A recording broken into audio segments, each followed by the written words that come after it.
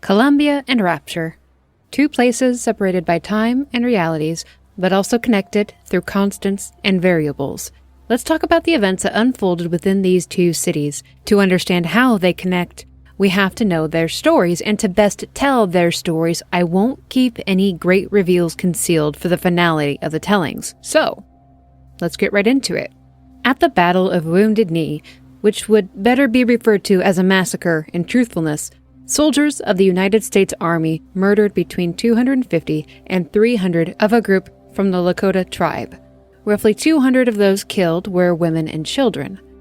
The history of what led to this massacre is long and detailed. I highly encourage you to research it, but to quickly summarize, a 7th Cavalry detachment intercepted a group of the Lakota Nation en route to the safety of the Pine Ridge Reservation.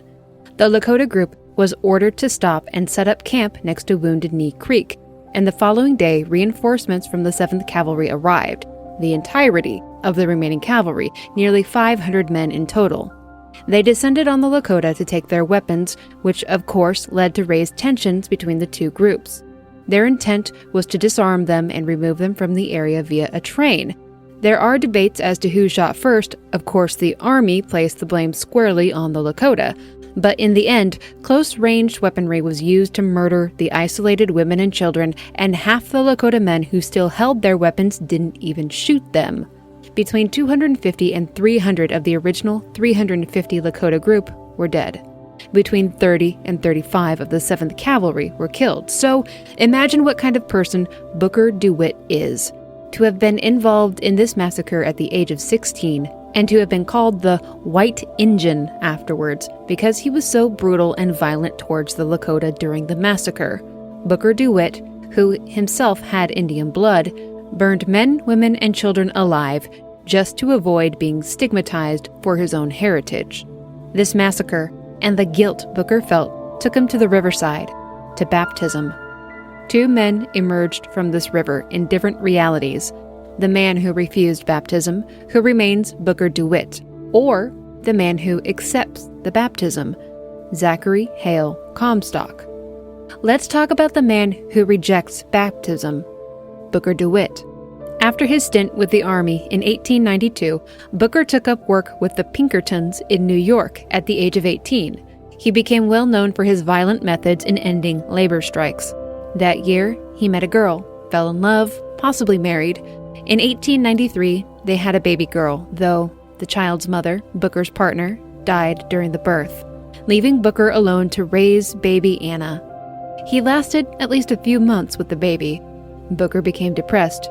He took to drinking excessively and gambling his money away. He fell into crippling debt.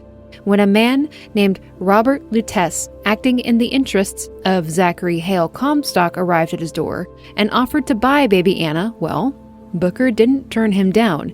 And yes, Robert Lutece was representing Comstock, the version of that younger Booker DeWitt who accepted baptism after the massacre at Wounded Knee. Let's talk about Robert Lutece and his self-sister twin Rosalind. The quantum twins, the same person from different realities, united in Comstock's reality. Rosalind was fascinated by the ideas of alternate realities at a young age. She was destined to be a physicist. As an adult, she created something she called the Lutece field, a quantum mechanic which suspended atoms and removed them from the effects of gravity. This caught the attention of our mysterious Zachary Comstock, who funded Rosalind's research into the Lutece field, which he intended to use on a city one day, but more on that later. Rosalind Lutece's studies were being duplicated in another reality by herself, but a male version of herself, her quantum twin, Robert. They communicated through Morse code, working together to create the Lutece device, a machine which could open tears to other realities, doorways really. They opened their first tear, and Robert crossed into Rosalind's reality. Robert Lutece is the one who bought baby Anna from Booker DeWitt at the request of Zachary Comstock. But again, more on that later. Now we return to the story of Booker. Robert Lutece purchased baby Anna to wipe away Booker's debts. But Booker gave chase after Robert departed with the baby, intent on getting her back out of guilt for his choice. Booker found them at a tear, that door between realities, and he fought with Zachary Comstock to get Anna back, but Rosalind Lutece closed the tear. Baby Anna's pinky was left on the other side in this separate reality with Booker. Comstock took the rest of her. Booker carved baby Anna's initials into the back of his hand, A.D., as a reminder and a punishment for what he did. Now, let's talk about Comstock, the former Booker DeWitt that accepted baptism. After he became Comstock, he spoke little of his past, making him an enigma to the public eye, but because of Wounded Knee, he was praised as a military hero, which carried him far when he engaged with American politics. Not only that, but Comstock was deeply, deeply religious, and became an extremely popular preacher, another boost in his political influence in America. Comstock convinced Congress to fund the building of his visionary city of Columbia in 1891, and remarkably, they agreed.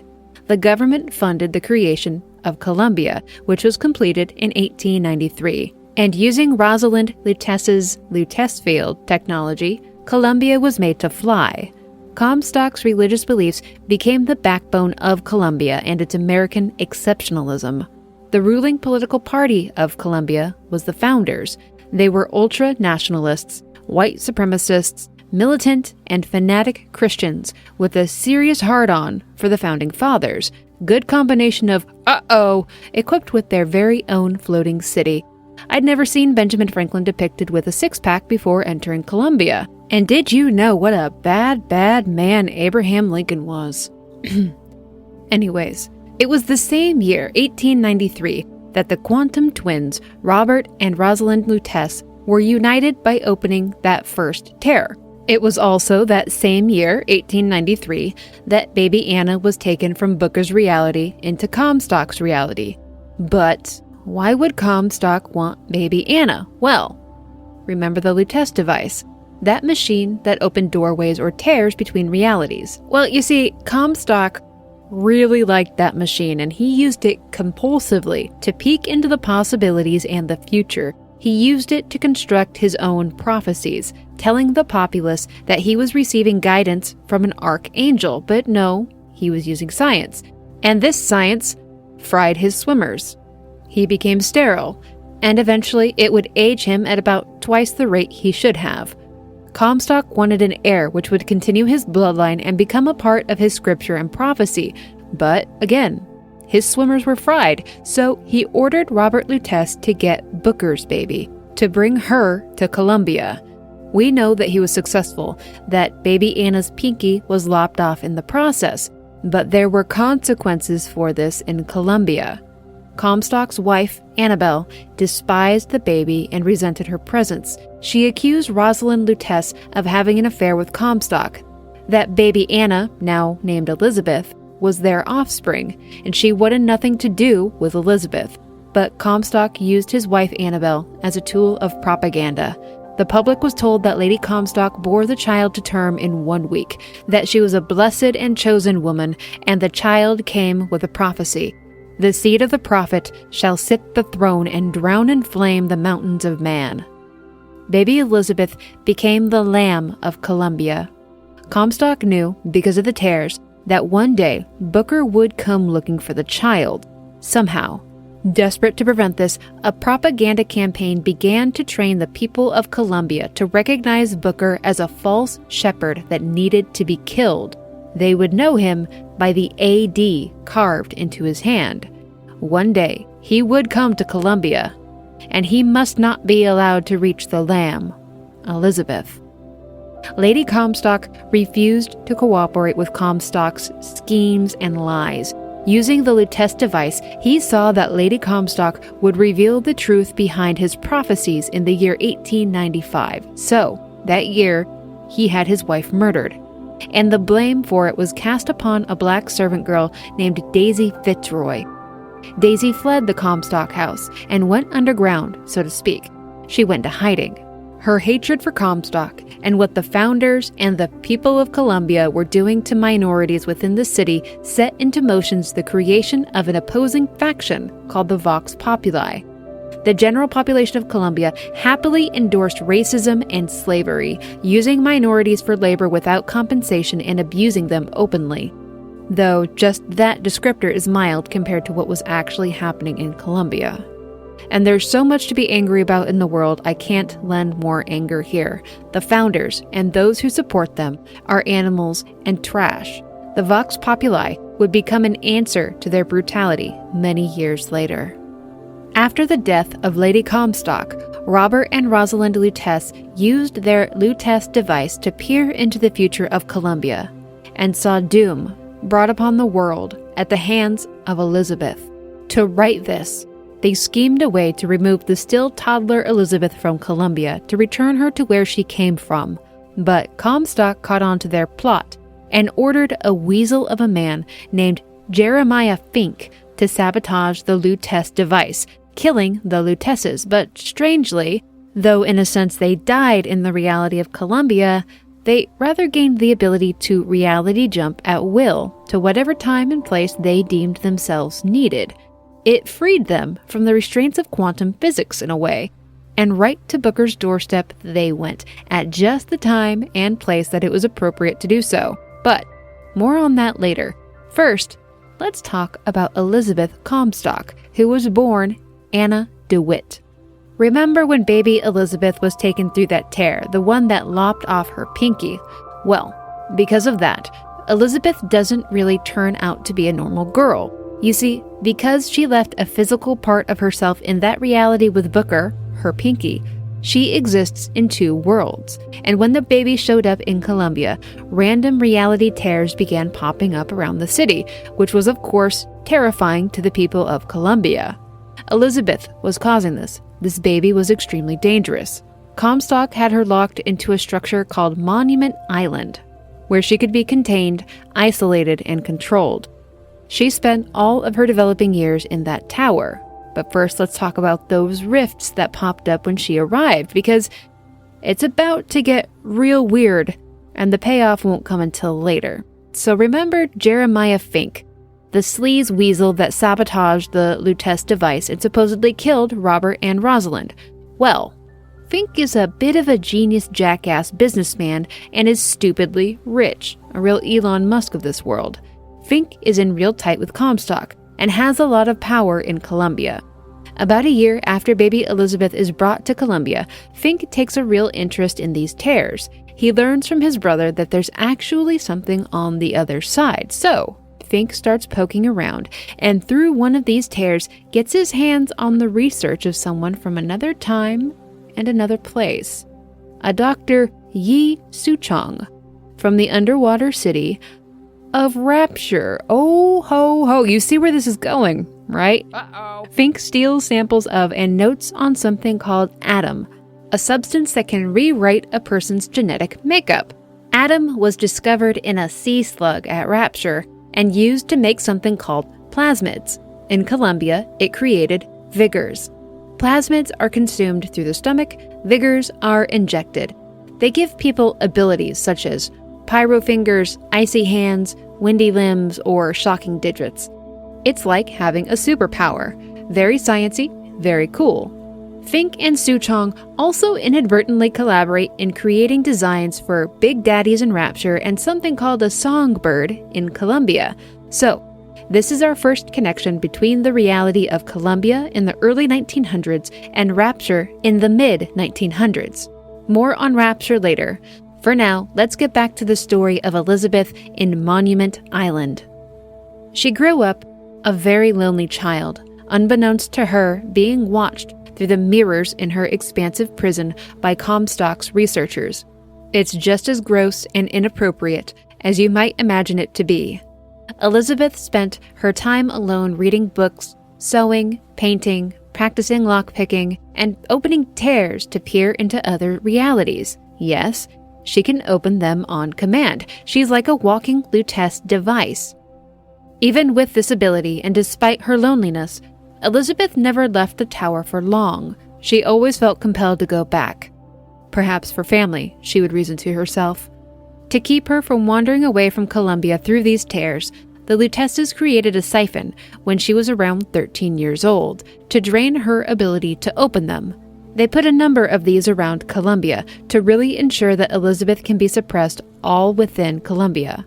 Elizabeth's only companion in Monument Island is the songbird. When she was young, the songbird was not loyal to Elizabeth and had no regard for her. Fink could not get the songbird to imprint on Elizabeth. It was a useless protector. It wasn't until the gigantic thing crashed into her tower did that change. The young girl saw the songbird was in distress, that its oxygen feed was disconnected. She showed the songbird compassion and helped it.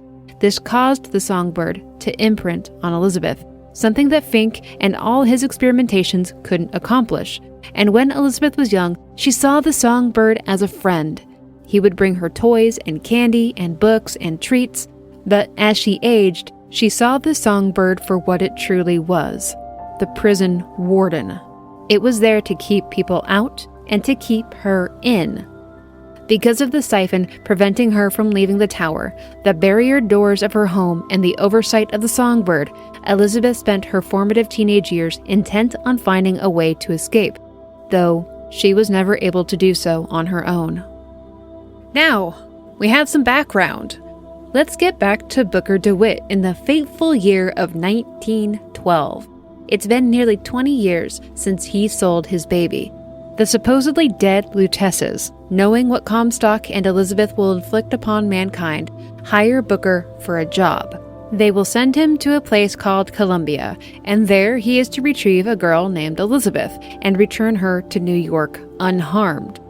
The Luteces open a tear in his office, a door to Comstock's reality. When he passes through, he loses some very particular memories related to baby Anna and his deal with Robert Lutece.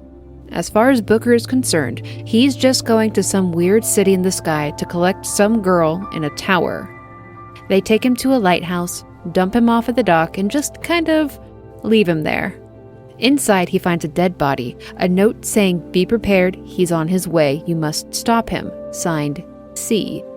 There are departure and returning schedules for Columbia tacked up, stitchings of Columbia propaganda, and at the top, a launchable pod that will take him into the skies.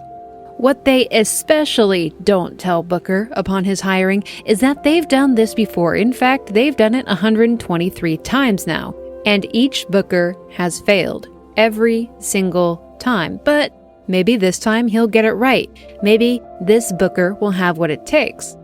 The Luteces have this amazing ability to give the tiniest amount of intervention and information possible for maximum impact. Though it's probably from practice at this point, though. So, up Booker flies, and congratulations. We're now in the year 1912 with Booker DeWitt, entering the floating city of Columbia. We're at the start of Bioshock Infinite. Applause all around. Firm handshake to you, my friend. We made it. Despite the ugliness of the people who reside on the top side of Columbia, it is truly amazing. It is pristine and beautiful and magical and a feat of science. And what I wouldn't give for the city of Columbia in VR, minus the religion, racism, and propaganda. Booker really isn't paid any mind when he arrives. He's ushered out into the city, travels through the reenactments of Comstock's baptism, takes a dunk in a pool, remembers selling his daughter to Robert Lutece, sees a future New York City being destroyed by Columbia Zeppelins, is welcomed into activities, and prodded along by the Luteces.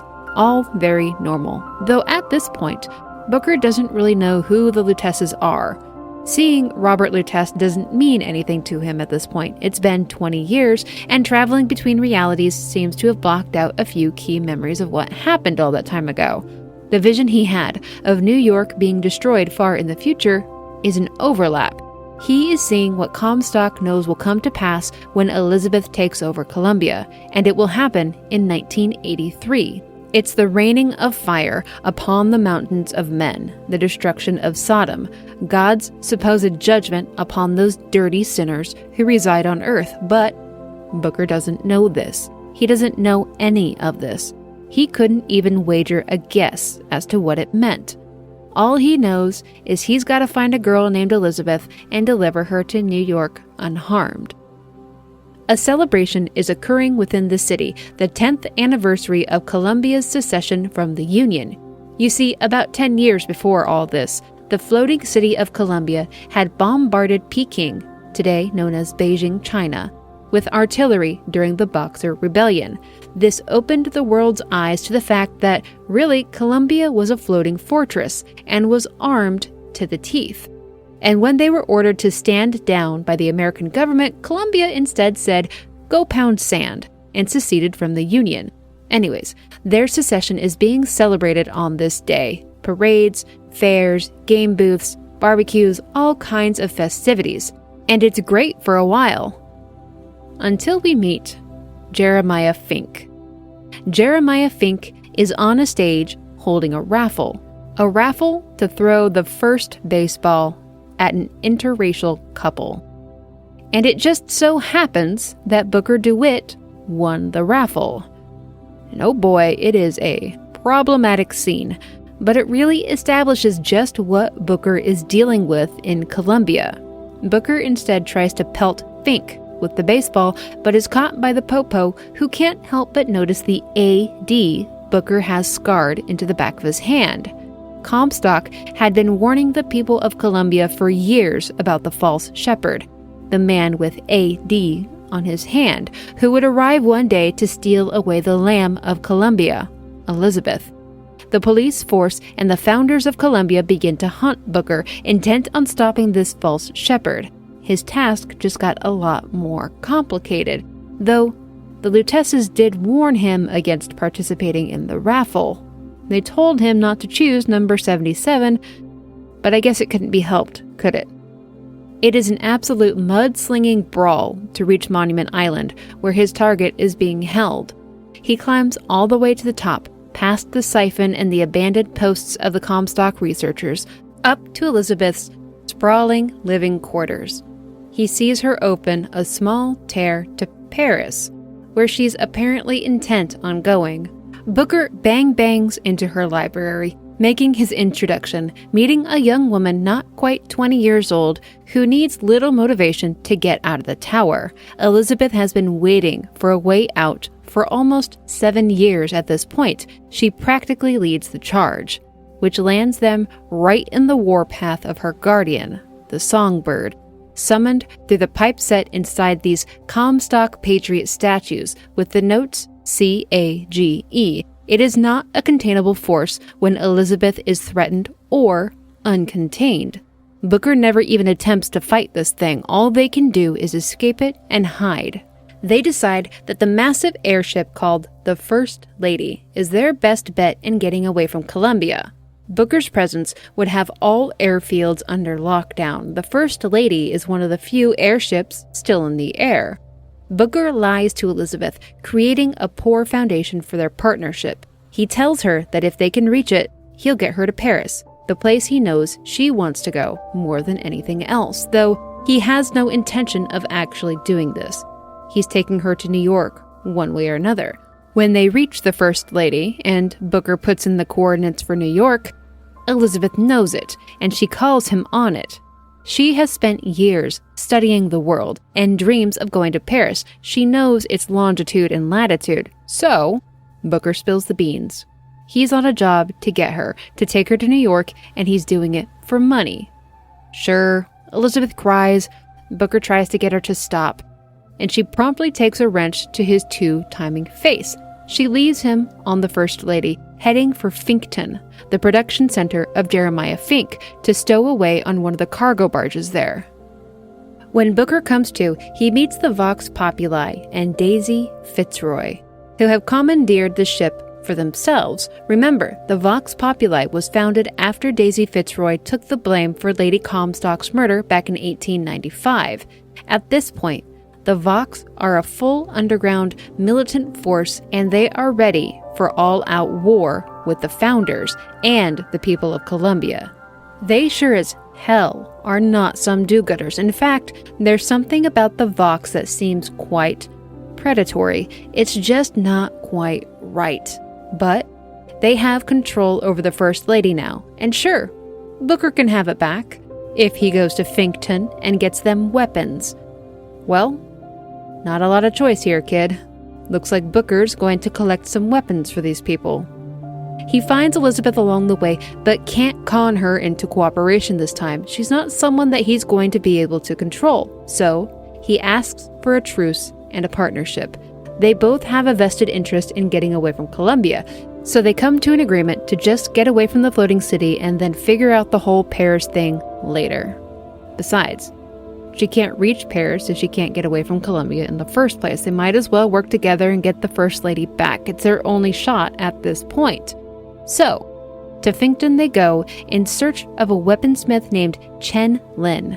And you can guess by the name, I'm sure, that Mr. Lin was not a well-respected member of Columbia, regardless of his skill as a machinist. Instead, he allied himself with the Vox Populi as a weaponsmith. But by the time Booker and Elizabeth arrive, Mr. Lin has been taken by Fink's goons and beaten to death during interrogation. Therefore, Booker and Elizabeth cannot complete their task. The weapons don't exist. Strange that Robert and Rosalind Lutece should appear here. Well, not so strange. They're the quantum twins. Everything and nothing they do is just pants on heads insane. But they're not really here to help Booker. Rather, their conversation to both and neither of them is really for Elizabeth. When Mr. Lin's body is viewed from a different perspective, a different reality, well, he's quite alive.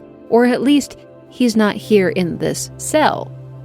They show this to them, a different Columbia, and it's a little bump, a little assistance for Elizabeth to show her that she can open tears to other Columbias, to other realities, where perhaps the circumstances are just right to make their way through this obstacle. Well, hold on now.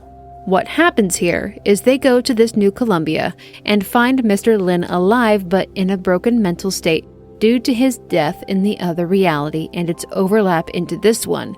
And his tools aren't in his workshop. In fact, his tools are massive and can't be carried. So, they go to another Columbia, after this dead end, to a reality where Chen Lin's tools are in his workshop, and he was able to create weapons for the Vox. However, upon arrival in this reality, Chen Lin and his wife are both dead, and the weapons the Vox need for their uprising are already gone, therefore eliminating the need for Booker and Elizabeth to accomplish their task for Daisy Fitzroy. Calling the task done, they backtrack to search for the First Lady. And we see the Vox Populi's revolt in this Columbia. It is bloody, over the top, and merciless. Columbia citizens are being gunned down in the street. They're being tortured and made to suffer immensely. The city is being destroyed section by section. In this reality, another Booker DeWitt existed in Columbia. It was a Booker that felt no remorse for his actions at Wounded Knee. It was a violent Booker that reveled in vengeance. He became an inspiring figure for the Vox, a central figurehead of the revolution. He was close to Daisy and beloved in the underground. This Booker was killed and became a martyr for the Vox. And when Daisy comes across Booker, she is enraged by the imposter, turning Vox forces against them. Now all armed forces in Columbia are hostile to Booker and Elizabeth. Oh, good. Good. However, what we do not get to see is Daisy is visited by Robert and Rosalind Lutece. The quantum twins explain that the Vox will fail, Columbia will carry on, and many years from now, it will rain hellfire on the earth below. To prevent this, Daisy must do something for Elizabeth. She must change her heart. She must harden it. She must force Elizabeth's hand. Elizabeth must kill Daisy. If Daisy wants to stop Comstock, it won't be done via the Vox. It will happen because of Elizabeth, but the young woman is still too soft. Daisy must inspire her to kill. And Daisy agrees to do this in the name of vengeance. She has spent 2 decades building a force to stop Comstock and Fink and the Founders. For a long, long time, Daisy Fitzroy has been ready to sacrifice everything to this cause. Daisy has Jeremiah Fink in her custody. Killing him is not so difficult. She does it in front of Booker and Elizabeth. Daisy also has Fink's young son in her custody. She takes the child and acts out that she is going to murder him. The Lutesses told her just what to do and where to do it to get Elizabeth to act. And Daisy performs beautifully. Elizabeth murders her with a pair of shears, saving the supposedly endangered child in the process. It was difficult for both parties, but it had to be done. Booker and Elizabeth make it back to the First Lady, only to be taken down by the Songbird. So much for all that effort and planning. And of course, who should just suddenly and conveniently pop up but the Quantum Twins? Strange how the Songbird is summoned, right? Some pipes from the Comstock Patriot machines. What does it mean? How does it work? Oh, well, you know, the Comstock house is right over there. Maybe you should go ask Comstock himself how it works. Maybe you should go over to the Comstock house. Ha ha ha ha, and gone. Yeah, they're a bit confusing. But they appear at just the right times with just enough information to get Booker and Elizabeth going. So, off to the Comstock house, it seems. To reach the Comstock house, they need clearance. They need to be a Comstock. The only two Comstocks are Zachary Comstock and his deceased wife Annabelle Comstock. Though Elizabeth looks quite a lot like Lady Comstock, they're obviously not the same person. Her fingerprints don't match. As a side note, the realities of Bioshock build off of constants and variables. The wife of Zachary Hale Comstock, this Annabelle, is a mirror of the partner Booker DeWitt lost during childbirth. So yes, Lady Comstock and Elizabeth would indeed look like mother and daughter, though they were not. To bypass this door, they need Lady Comstock's hand.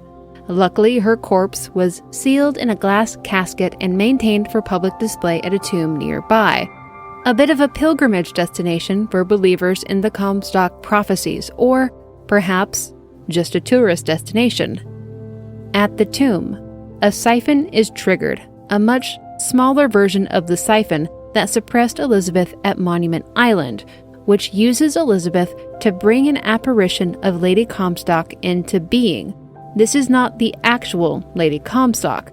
It is what Elizabeth imagined her to be, combined with the hatred and rage Elizabeth held towards her. As this siren rampages around the district, it opens tears to past realities experienced by Lady Comstock. And these tears reveal a lot to Elizabeth. They show her that the Comstocks are not her parents. Zachary Comstock is sterile, and Lady Comstock believed her to be the bastard child from her husband's supposed infidelity. Lady Comstock did not want to be a tool for her husband. She grew to hate and resent them both.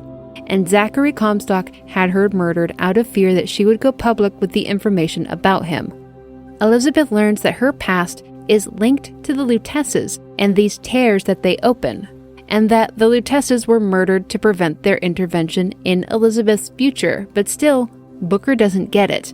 He doesn't remember baby Anna or recognize that Elizabeth is his own blood. Elizabeth and this apparition of Lady Comstock have a short, hostile conversation that ends in an understanding. They were both victims of a cruel man, Zachary Comstock.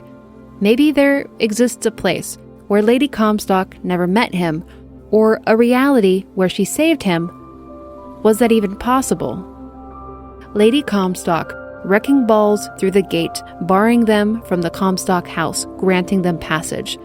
It feels like the final length of the journey, until he returns. The Songbird. Booker is lucky that the monstrous machine didn't break every bone in his body. Elizabeth understands that the Songbird doesn't act on emotion. Its only job is to protect Elizabeth. So, she begs for the Songbird's attention and asks him to take her back home. That's all the Songbird ever wanted to do. So it leaves Booker alone, as he's no longer a threat to Elizabeth's safekeeping. The two fly away to Comstock House, leaving Booker to find his own way. Outside, there's a sudden, massive electrical storm going on. The bridge to the Comstock House is down, and we can very clearly see a tear rippling through it. Booker charges through the storm, across the bridge, and straight into the tear, though it doesn't appear that he's at all aware of what he just did. At the other side of the bridge, heavy snowfall is taking place. He's clearly not in the same time or the same place, or maybe both. Who created this tear? Throughout the Comstock house, there are small tears that tell a story. During the timeline of these tears, it has been at least 6 months since Songbird took Elizabeth. She has been tortured, siphoned, and indoctrinated, though these have not yet had their desired effects. Elizabeth is still quite resistant to their brainwashing attempts. Booker runs through the Comstock house searching for her, and he does find her, though it's not what he expected. It's rather confusing, even by Comstock standards. Elizabeth is elderly, at least 90 years old at this point. It is 1984, and Columbia is destroying New York City. It's the beginning of the destruction foresaw and desired by Comstock. Elizabeth explains that it wasn't the torture or the indoctrination that broke her. It was time. It was the years and years of Comstock's treatment that broke her. She became exactly what he prophesied. But even now, she hates it and she wants to undo it. She opened the tear on that bridge and brought Booker here and left tears of her memories along the way so he would know the consequences of his failures this time. And as a parting gift, she sends him back to the proper timeline and reality with a message for her younger self. An answer for a future problem. When Booker finds Elizabeth, the torture and experimentation has only just begun. She's being siphoned. And once the siphon is shut down, Elizabeth becomes a bit more in touch with her old power levels. With this siphon shut down, really the only one left in Columbia suppressing Elizabeth is the massive one back at Monument Island. She's able to open up a massive rift to some place being destroyed by a tornado, just on command, to clear out the Comstock scientists running the operation. It's surprisingly violent, and she doesn't hesitate. The killing of Daisy Fitzroy really did serve a purpose, didn't it? And Elizabeth is hell-bent at this point on killing Comstock, not fleeing the city with Booker, though he begs her to consider this option. No. She wants Comstock dead, and if he gets in the way, she'll have no qualms flinging him into a tornado as well. Though, Booker promises that he will kill Comstock for her. Comstock is on a ship called the Hand of the Prophet. When they find him, Comstock is surprisingly gentle and apologetic to Elizabeth. He only wanted what was best for her, to protect her. He is also extremely manipulative and immediately takes efforts to turn Elizabeth against Booker by teasing out information about her past and accusingly poses the question to Booker about Elizabeth's missing pinky. Booker starts remembering, though he doesn't realize it at first. He screams out, "You cut off her finger, and you put it on me?" That rage and violence from Booker's past comes right to the forefront before they can get answers from Comstock. Booker beats his head against a baptism vase and drowns him in the pool. She immediately demands answers from him, asking what he meant with his outburst. What did Booker know about her missing pinky, though at this point, he still really doesn't know. He doesn't remember. It was a confusing outburst for him, too. Their only remaining option is destroying the primary massive siphon, still at Monument Island, so that Elizabeth can open a tear. The Vox are still attacking and destroying the city. The Founders are hunting for them, and there's no way out of Columbia at this point. But how are they supposed to get back there? The Hand of the Prophet is going to be a death trap soon. Reinforcements are on the way. And finally, Elizabeth figures out what the message Booker brought back from 1984 is. It's the instructions for how to summon and control Songbird. Take a whistle from the Comstock Patriot machine and call it with the notes CAGE. Well, Songbird tears through the Vox and Founder airships encroaching on the hand of the Prophet, and once they're out of the way, he destroys the Monument Island siphon. Now, Elizabeth has no power restriction.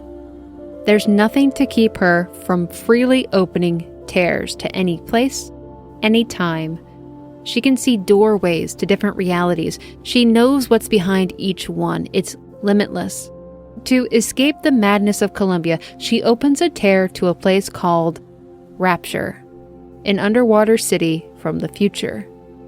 And she ends the Songbird. She doesn't need him anymore.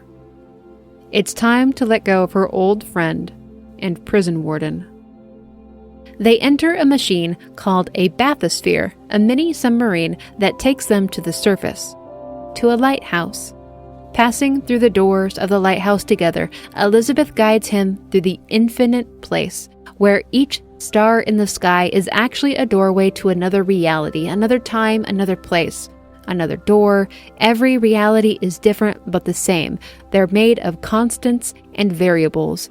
There's always a lighthouse, always a man, always a city.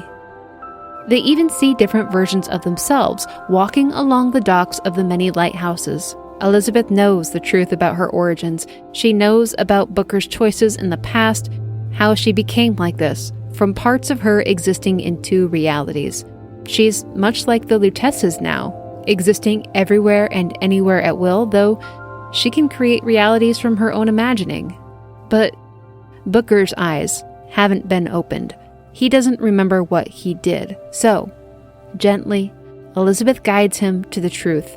And when he remembers, he's horrified at himself.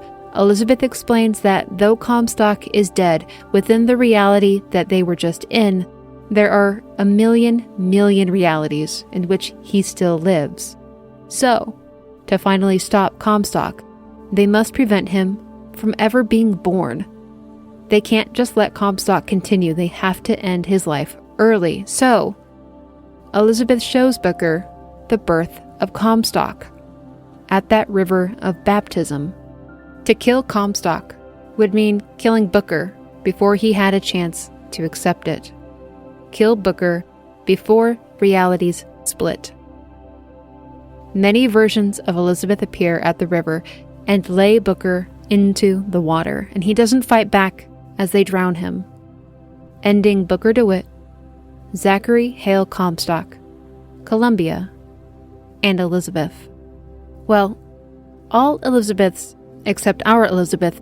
She's the only one left, existing outside reality with all the memories and thoughts that once lived on in the million other Elizabeths that existed before the death of Booker DeWitt. But let's not get ahead of ourselves. We're going to a new time and a new place. Let's get acquainted with a man named Andrew Ryan, the mastermind and founder of the underwater city called Rapture. Ryan was born in Minsk, now called Belarus, under the Russian Empire, presumably at the start of the 20th century, let's say the year 1900. Russia had become an extremely impoverished country, and after the Russian Revolution in 1917, Ryan's family had lost all their wealth. Belarus struggled for autonomy with a World War I Germany knocking at their door and the Red Army of Russia pushing across their border. A Marxist faction called the Bolsheviks were rising to power and preying upon the people of Russia. The Bolsheviks killed parts of Ryan's family, and in 1919, Ryan fled Russia for America. He had a deep-seated hatred for anything other than unregulated capitalism. He hated communism, socialism, the government, the poor, the working class, his peers, taxes, rules, laws, morals. Andrew Ryan hated pretty much everything but himself and his own wealth. So, he really flourished in America. He got wealthy. Very, very wealthy. But Andrew Ryan's resentments towards social programs, or possibly fear of them, began to rise in the pre-World War II era of the 1930s, as America was pulling out of the Great Depression and the Dust Bowl. He began calling people who participated in or benefited from these social programs parasites. Anyone in the lower, middle, and/or working class who needed aid to recover from the tumultuous time that was the Great Depression was considered a parasite by Ryan. In 1945, the U.S. dropped an atomic bomb on Hiroshima. This was the line in the sand for Ryan. Parasites with weapons. He wanted no more to do with it, so in 1945, he began planning for the construction of Rapture in secret, sure that if the U.S. government found out, then he would be stopped. Rapture was meant to be a capitalist utopia, free from government interference, taxation, censorship, or moral obligations.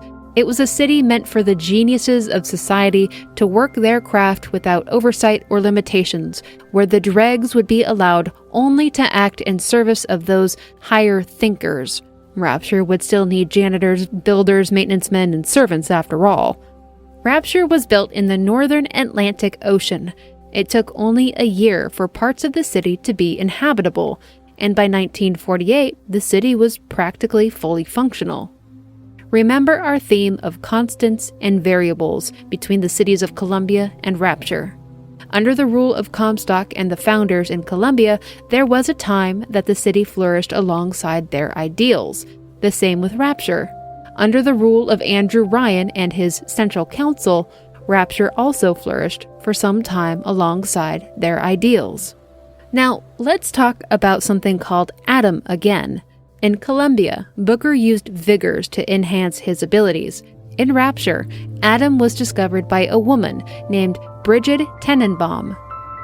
A sea slug had attached to the crippled hand of a laborer, healing it. Tenenbaum studied this event and the sea slug, finding that the slug secreted something she called Adam. But the slug didn't naturally secrete enough of this Adam to be useful at a practical level, either for research or for small-scale usage. Rapture was a city that encouraged innovation and discovery at any cost, so Tenenbaum began serious research into the atom with the support of an entrepreneur named Frank Fontaine. She introduced the sea slug into host bodies, finding that when placed into a human's stomach, it produced large amounts and potent quantities of Adam, though it wasn't a consistent or viable process as it tended to kill the host.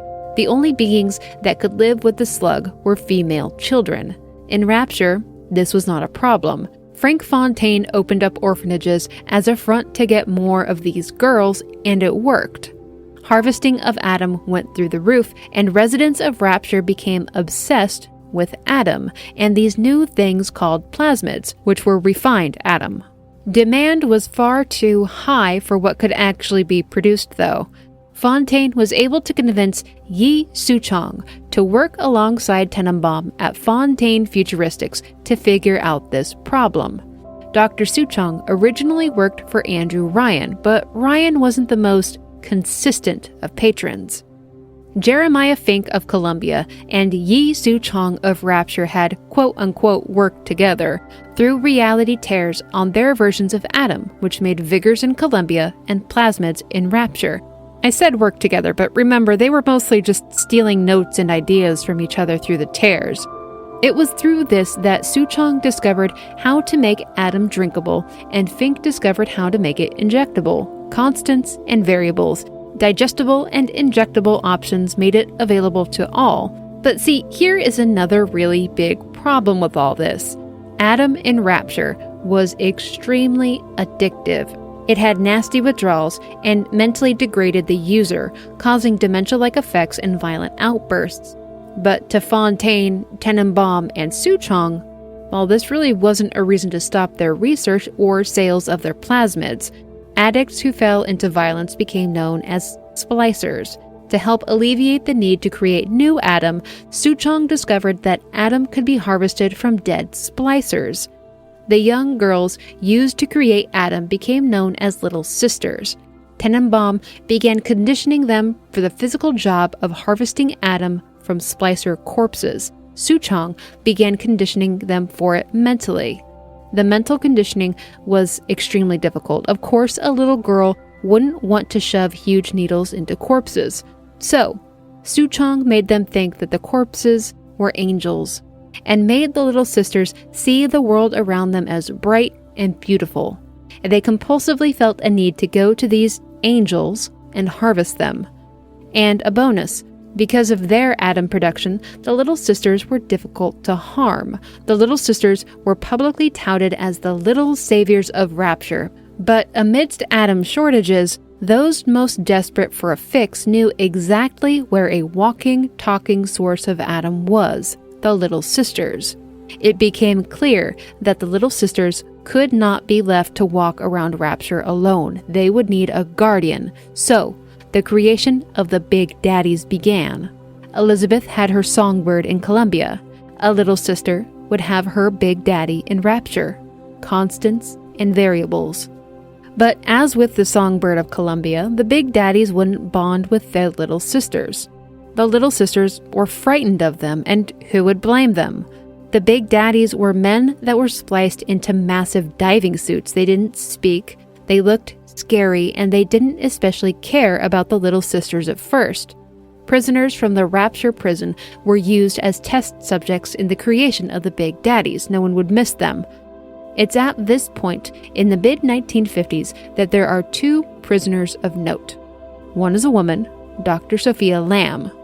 Dr. Lamb came to Rapture in the year 1950 to offer her services as a psychiatrist, though Dr. Lamb's altruism didn't really fit in with the ideals of Rapture. She offered her services to the lower class of Rapture in Pauper's Drop for free. Her care for their well-being made them loyal to her, something that caught Andrew Ryan's attention and his ire. Her influence grew amongst the downtrodden, and Ryan took action against it. The last thing he cared to have within Rapture was an empowered servant class. The freedoms supposedly afforded to the genius minds of Rapture were only allowed if they aligned with the ideology of Andrew Ryan, and if they didn't compete with Andrew Ryan, and if they played by Andrew Ryan's rules. Sophia Lamb didn't play by his rules, so she was put into the Persephone Penal Colony in 1955. Her young daughter, Eleanor, was safely hidden away in the Pauper's Drop. The other prisoner of note is an unnamed man who would eventually become Subject Delta. Delta was the first Alpha Series Big Daddy to successfully bond with a little sister in 1958. This was a breakthrough in the process, as before it had involved manipulations with pheromones, and Big Daddies were extremely unstable should they lose their little sister. We'll talk more about Dr. Lamb and Delta in a while.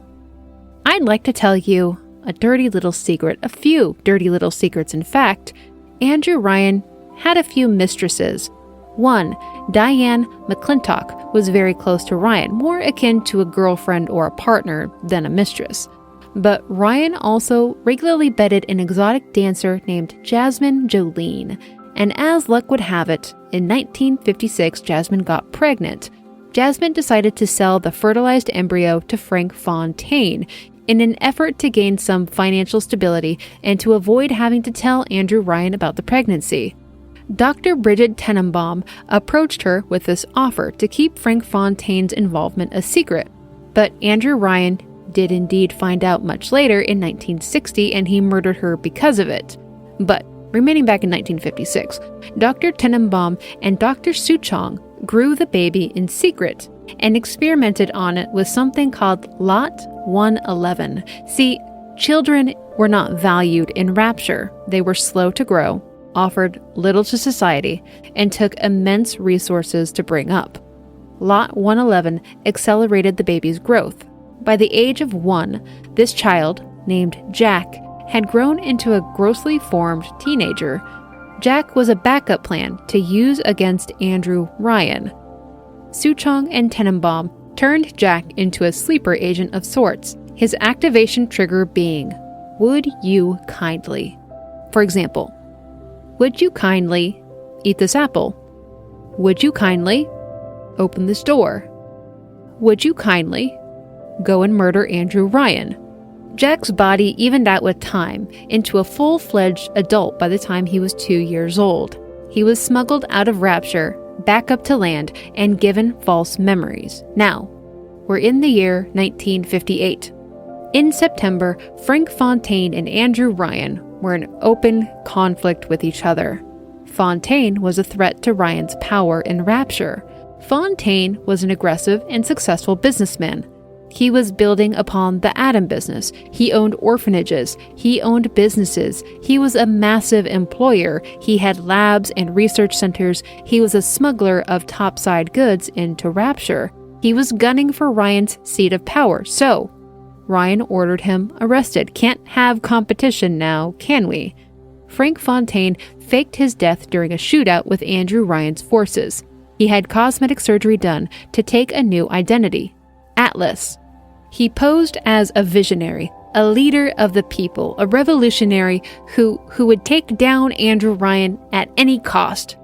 Atlas united the downtrodden of Rapture to protest against Andrew Ryan whenever the opportunity arose. Eventually, Atlas helped his growing numbers amass weapons and plasmids. He sowed the seeds and prepared them for civil war.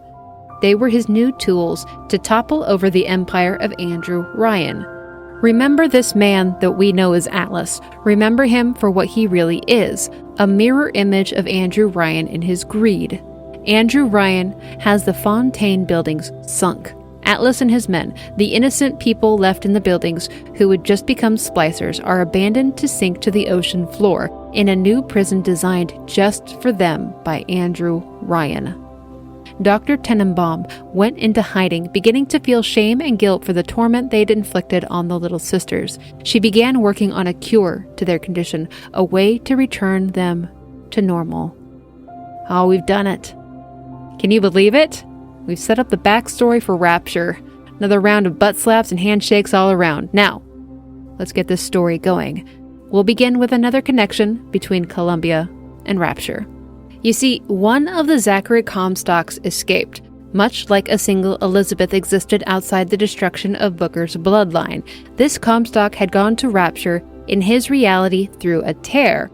See, in this particular reality, when Comstock and Booker fought over baby Elizabeth after Robert Lutece bought her, well, she didn't lose a pinky. She lost her head. They decapitated the baby when the tear closed. Big yikes, and Comstock felt immense guilt over this. The Lucettes opened a tear for him to Rapture, really driving home that he is a terrible man who's incapable of facing the consequences of his actions. Comstock loses his memories of being Comstock when he goes through the tear, reverting back to Booker DeWitt. He sets up shop in Rapture in the mid-1950s under his original name, Booker DeWitt, and just lived a new life there, until December 31st, 1958, when Elizabeth shows up, and she hires him for a job. Find a girl named Sally. This Booker knows this girl. She was an orphan that he took in after the Little Sister orphanages were shut down when Frank Fontaine supposedly died. Andrew Ryan was in control of them now. Andrew Ryan was in control of the Little Sister and Big Daddy operations.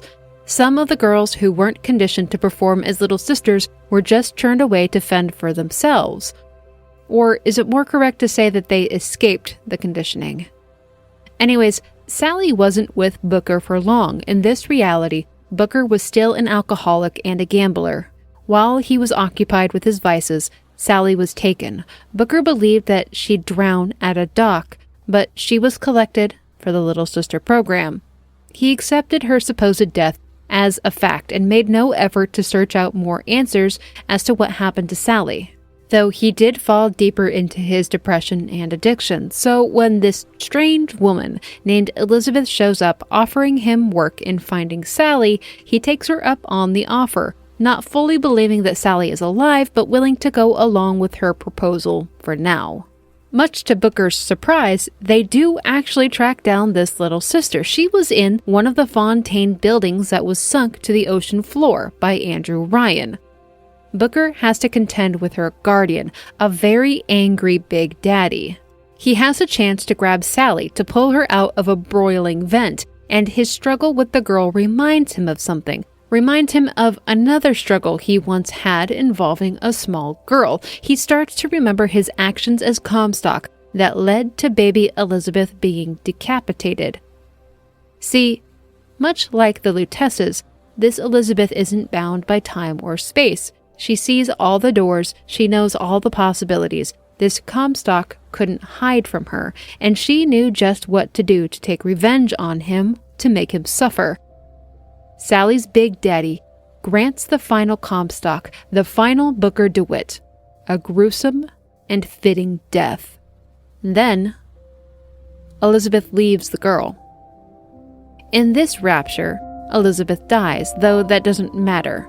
Within her own reality, her own version of Paris, she walks around blissfully. People dance about, greet her by name, are elated to see her. It's her own little fake paradise, the place she always dreamed Paris would be. Until she sees little Sally and she remembers that she left her. That she left all the little sisters. Elizabeth sees the doors, the possibilities, the realities, and the futures of these girls. She contributed to it, and she abandoned one of them. She feels all the remorse that she deserves for this, but because she died in that reality, well, she can't return there unless she abandons her quantum abilities. She has to be a normal woman. And because she's really the only Elizabeth left after the death of Booker DeWitt at the Baptism River, when she dies here, that's it. There's no returning to the infinite lighthouses and unending doorways. So is it worth it? To right the wrong? Well, the alternative is never really living in reality. It's living in all the realities, therefore it's having nothing.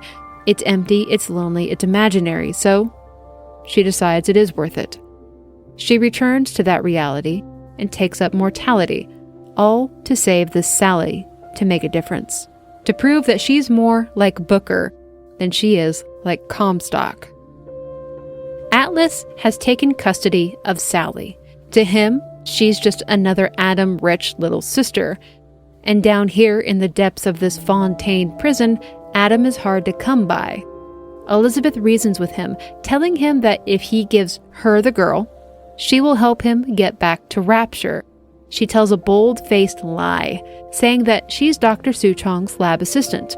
She'll help raise the Fontaine building back up. And within Rapture, well, there's plenty of Adam to suit their needs. This little sister is nothing compared to what they could have, and Atlas agrees to this. Elizabeth scours the Fontaine buildings, finding a makeshift Lutece device in Suchong's old lab. She's able to use a tear to cross back over to Columbia and take a sample of the Lutece particle, the technology that makes Columbia float. Back in Rapture, she's able to use this to raise the building back up. But Atlas, or Frank Fontaine, of course, backstabs Elizabeth. He sees that she is far more valuable to him than some little sister, and since she claimed to be Dr. Suchong's lab assistant, well then she should be able to answer a question. Where is the ace in the hole? No, it's okay. This is completely out of left field for us too. Ace in the hole? What the hell is he on about? But Atlas is adamant that Elizabeth should know exactly what he's talking about.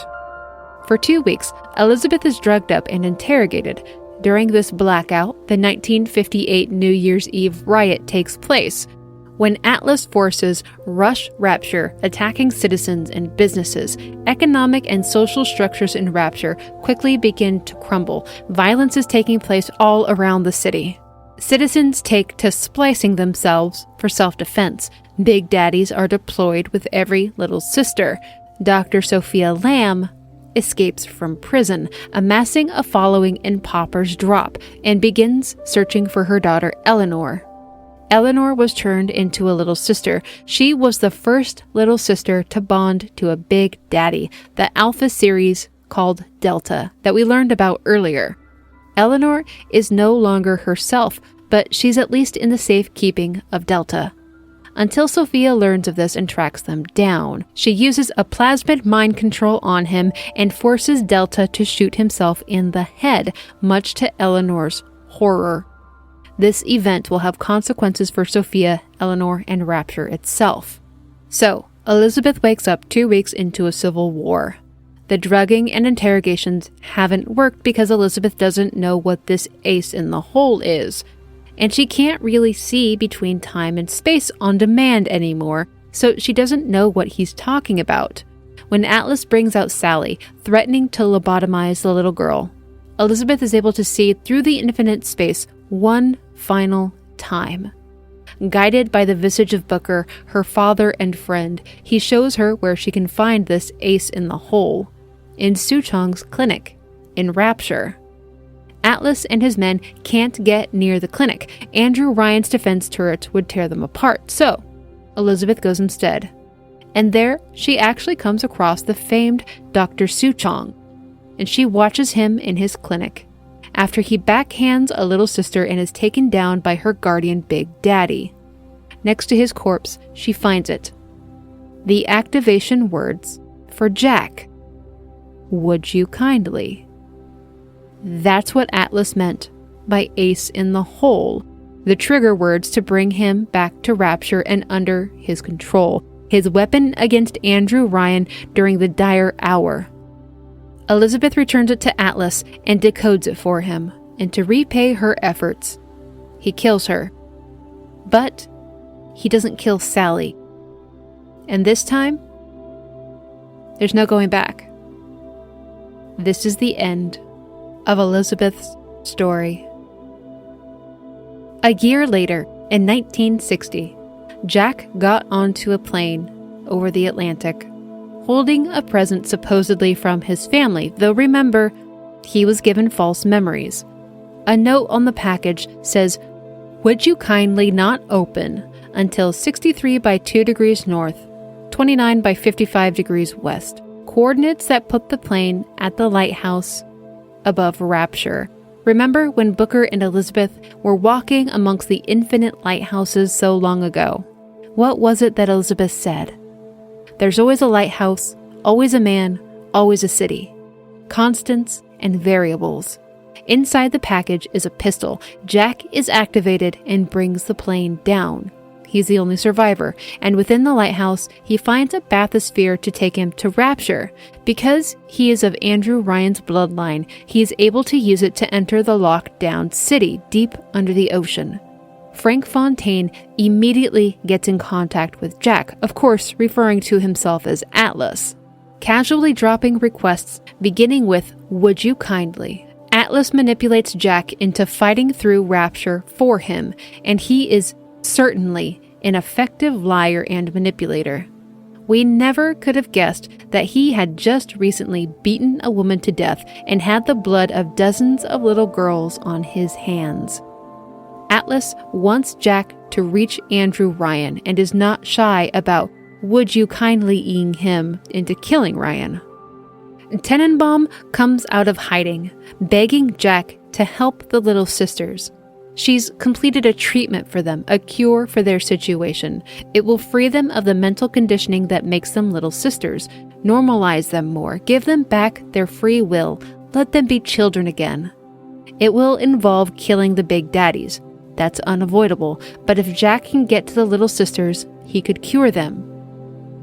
Or he could kill them and harvest their atom, but what kind of a monster would do something like that? That's just evil. Of course he wouldn't do that.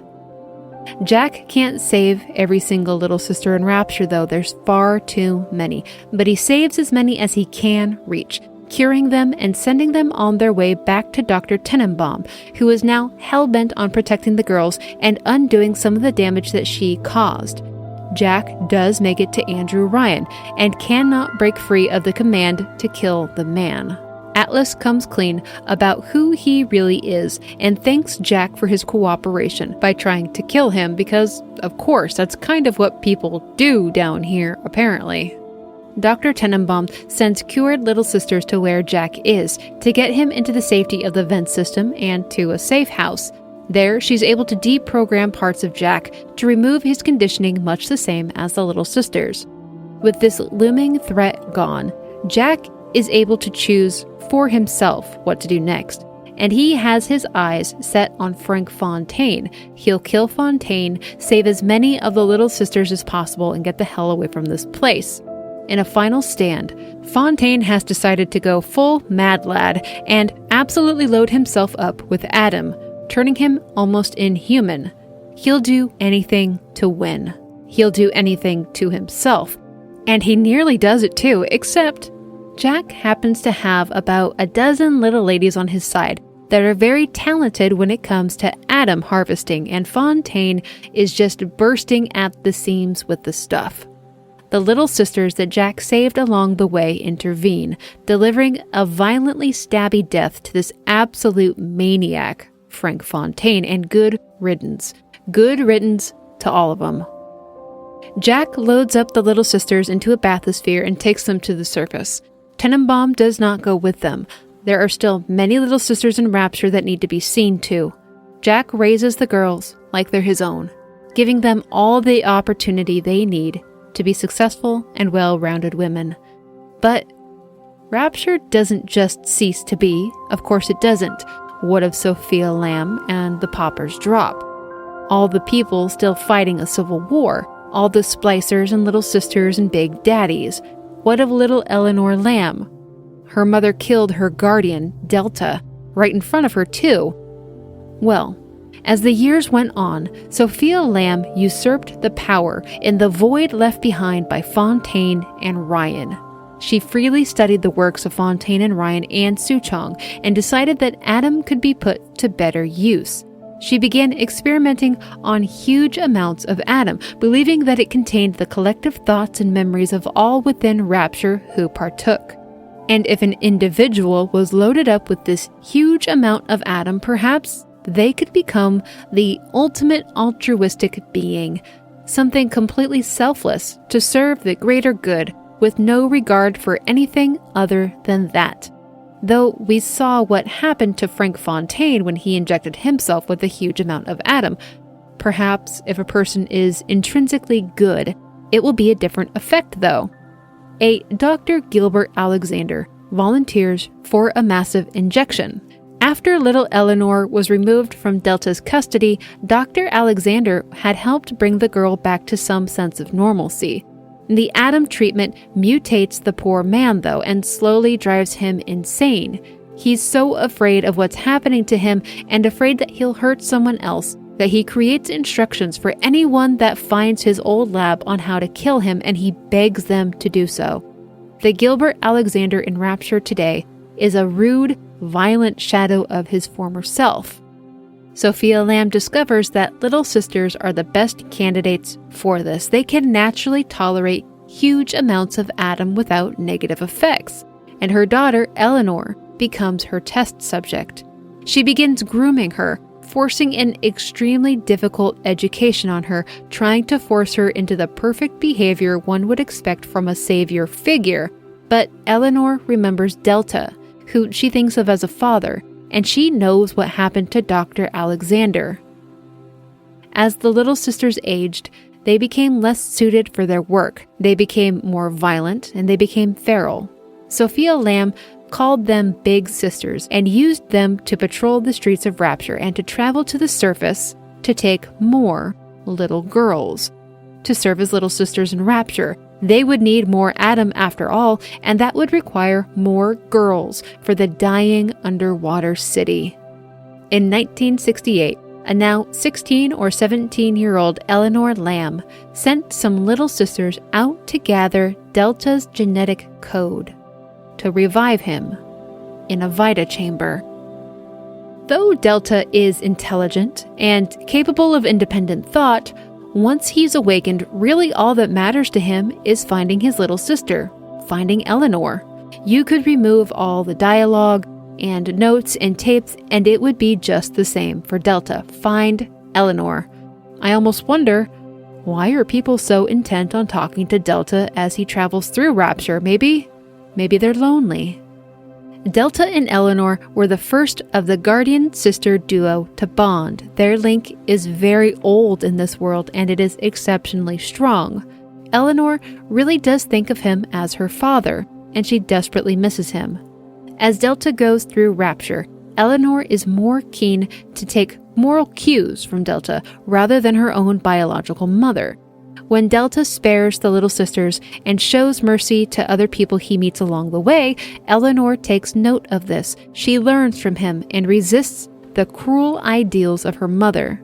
Sophia Lamb used to be gentle and loving and kind, but that woman is long gone. She's lost the plot, so to speak, and she's playing a dangerous game with her own daughter's life and her Adam obsession. Sophia Lamb is so desperate to be rid of Delta that once he arrives at Eleanor's chambers, she smothers the girl to sever their connection to each other. You see, when a big daddy's bond with his little sister is severed, to prevent them from going ballistic, the older models would go into a coma, a shutdown. This works for a time, though Eleanor is able to contact Delta and sends a little sister to free him. What Sophia has accomplished in all this is really just pushing Eleanor over the edge. She's desperate to get away from her mother and dons the armor of a big sister so that she can retrieve and travel with Delta. Sophia Lamb demands that they surrender, that Eleanor returns to her, or she'll blow the foundations of the building to high hell and send it falling into a deep sea trench. She's absolutely out of her mind at this point.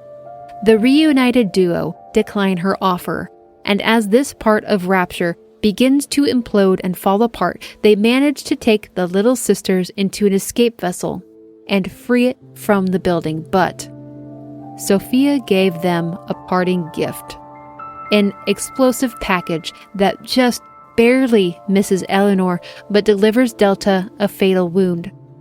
There won't be any coming back from that on the surface. There's no resurrection technology for big daddies on the surface.